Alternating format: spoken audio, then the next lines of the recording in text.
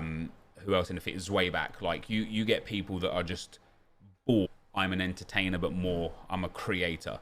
Someone that is informative, like Run the Foot Market Nick, or Nick 28T with his like Road to Glory stuff. Someone like Bateson with the Draft to Glory. Someone like Skills with his career modes and the rebuilds, or even people like Jared and stuff with the career mode stuff. Docklanders, who's again another content creator who has been around for years and he's still doing it. He's done it a bit on and off, but he's a super cool guy with, you know, nothing but nice things to say about him. Never has hurt or would hurt anyone, and yet he's just someone that's never really broken through that initial micro creator kind of barrier, you know.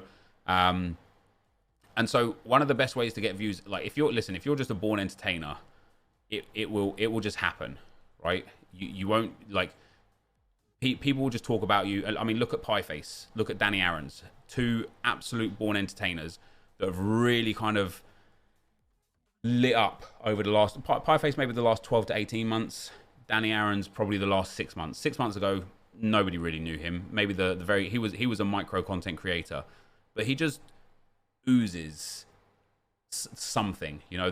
When you watch him, you can't help but laugh, you can't help but smile, you can't help but enjoy what he's doing. And that is why he continued to just explode and grow and grow and grow. It is simply because he is just entertaining. If you've got that, great. If you haven't got that, you're already fighting a massive uphill battle. So what do? You start your stream, you're confident on the mic, maybe you're good at the game, maybe you're an elite player or better, maybe you know what you're talking about with regards to, you know, the market, and you're a fair all-rounder, but you're not this explosive character with, you know, hundreds of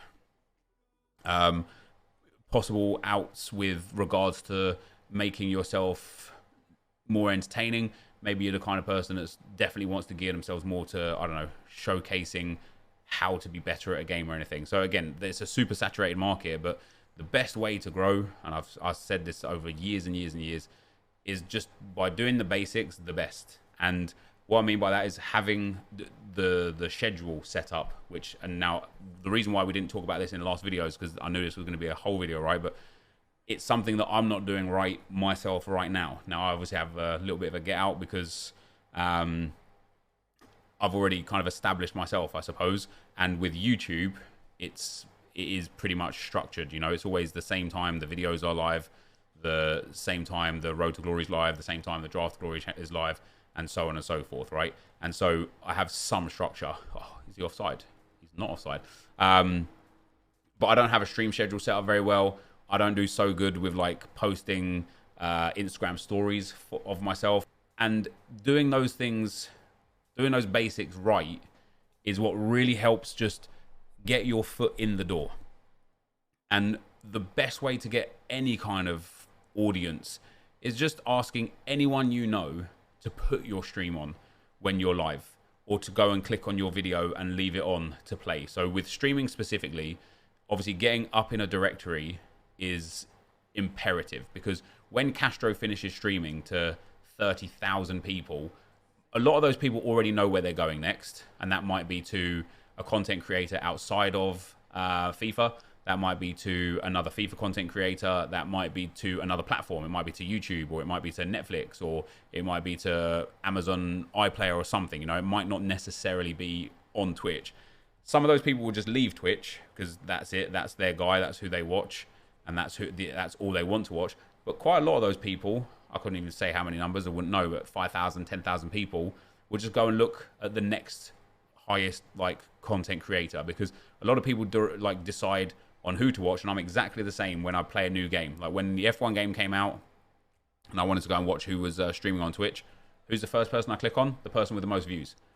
Okay, he wasn't for me. Who was the next person I clicked on? The person with the next most views, and so on and so forth. So you need to get yourself up the directory as much as you can, and the best way to do that is, even if you've got a phone, just go and put it on incognito, so you're not your own person on your own account, so to speak, and just go and turn your own stream on, right? And what that will do is that will give you a viewer. Then ask your mum, ask your dad, ask your brothers and sisters, your friends, your aunties, your uncles, your cousins, anyone that can whilst you're streaming, hey, you don't have to watch my stream, but can you please turn on my stream? Because in FIFA right now, I mean, Facebook, which I stream on, is the platform I'm on, is a bit of a different story. But in FIFA right now, I can imagine that it doesn't take long, especially in the English-speaking category, it doesn't take long to get yourself to the top sort of like 10 or 15 streamers. I would guess, and I'm literally guessing, you can probably go and look for yourself what it actually is, but I would guess, or go on, rebounds, no. We're looking at 15 streamers maximum with like 20, 30 viewers before you get down to that point. So you can just get some of the family to put you up there, then boom, all of a sudden you're giving yourself a head start. You've got a schedule every day. People know when you're going to be live. People know what you're going to be doing whilst you're live, so they can decide if they want to watch or not. And you've already got that allure of having some viewers. Beyond that, just make sure you like play with other streamers, interact with other streamers, interact on all the other social media platforms, and just be prepared for it to be, not be an easy slog. You know, it's not going to be something that is enjoyable getting 10 viewers day after day after day after day after day. Like, it gets super demoralizing. Even for creators of my size, it can get so demoralizing when some videos just don't do well. Oh, it's just not where I've aimed that, is it? I think he was offside, yeah. When videos don't do well, you know, it gets super demoralizing. You're like, okay, what's going wrong here? And how do I improve? How do I get better? How do I grow, or whatever? But in general, it's about being consistent, being good at what you do, being confident with what you're doing, and making sure that you, like, and again, one thing that I've done wrong over the years is chasing kind of an idea or a path that wasn't mine, right? So in 2015, when everybody started doing real life football videos, crossbar challenges, or going out and doing free kicks, and even some, you know, I think it kind of birthed the Sidemen charity match and Spencer's hashtag United and stuff. I think all kind of really grew from the FIFA 15 football stuff. And I did a penalty shootout challenge with 89 skills, which hilariously is one of my most viewed videos. But I started doing things that weren't me, and I just went down a path of like a time where my views were dropping. I wasn't enjoying what I was doing. I was getting no satisfaction out of working. Okay, I was playing some FIFA or whatever, but in general, I just hated what I was doing. So you got to make sure that you're doing what you want to do. And if you're a niche person because of that, if what you like has a super niche audience, then just go with it and just be that guy. Like, I know BPM Man, I know BPM is very well known, but BPM Man is just all about bronze pack method. All his content is about that. And that's brilliant because he's captured an audience of like-minded people, and he'll have those as hardcores that will go with him through the journey when he does decide that something else might be his thing.